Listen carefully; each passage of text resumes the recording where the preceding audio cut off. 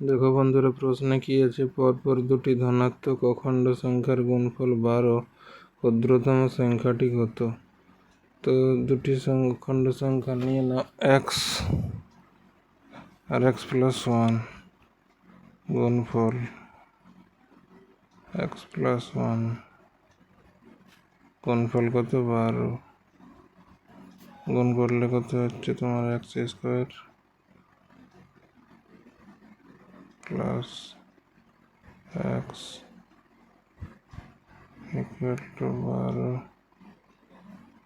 X square plus x minus 12 সমান 0।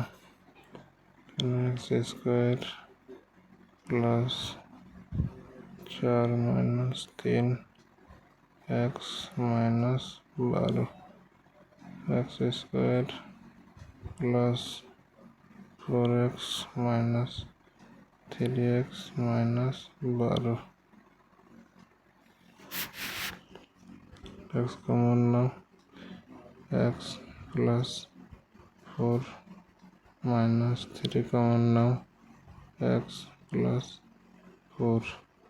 একটা হচ্ছে তোমার এক্স প্লাস 4, আরেকটি হচ্ছে এক্স মাইনাস 3।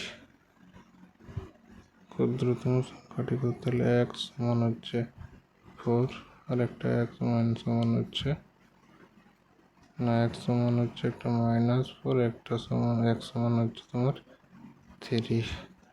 তো যেহেতু এটা ঋণাত্মক সেটা ধরা হবে না, এবং এক্স সমান 3 এটি হচ্ছে ক্ষুদ্রতম সংখ্যা। চলো।